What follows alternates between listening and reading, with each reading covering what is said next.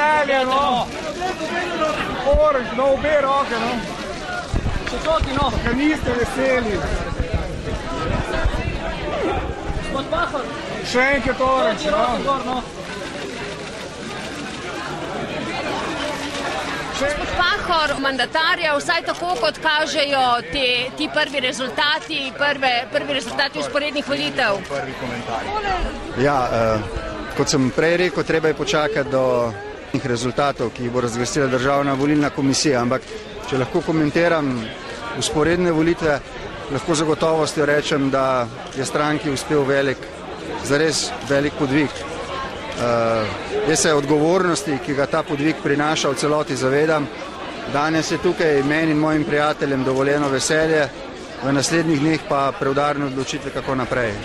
Pripisujete ta uspeh tudi vaši nekonfliktni volilni kampanji, vašemu nekonfliktnemu odnosu do drugih politikov, do nasprotnikov recimo?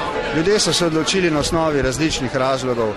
Rad bi pa rekel, da prosim ljudi, da če bom dobil mandat, in to je odvisno od predsednika republike, in če nam bo uspelo sestaviti vlado, kar je odvisno od pogajanj, da bi rad rekel, da se zavedam, da nisem dolžan izpolniti pričakovanja samo tistih ljudi, ki so mi zaupali, ampak tudi tistih, ki mi niso in so ravno tako državljanke in državljani te države in pred očmi morajo imeti interese vseh ljudi.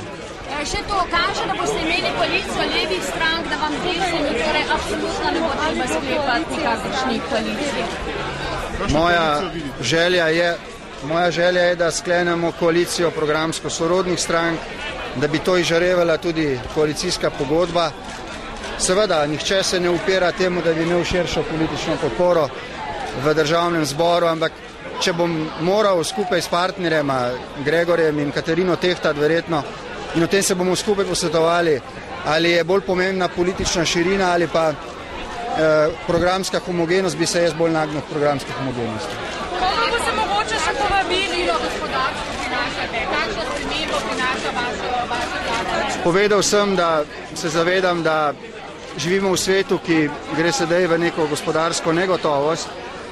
Ljudje pa pričakujejo, da bodo boljše živeli z mandata v mandat in ta pričakovanja bo potrebno tudi v teh pogojih upravičiti. Najboljša socialna politika je razvojna politika in jaz sem glede nalog, ki me čakajo, pomirjen. Okrog mene so ljudje, ki znajo in ki imajo izkušnje in verjamem, da bomo skupnimi močmi Slovenci uspeli tudi v teh pogojih. Ne, ključno sporočilo, ki sem ga dal, je bilo, da se lahko kot ena moderna socialna demokracija potegujemo za zmago samo pod pogojem, da vemo, da ni mogoče razdeliti več, kot se ustvari, da treba najprej ustvariti. In tudi privarčevati za čase, ko je težje. Lahko se rečete, da ne boste zviševali davkov in prispevkov? Ne, to ni naša namera. Če bilo mogoče, bi davčni primež v prihodnjih letih še znižali.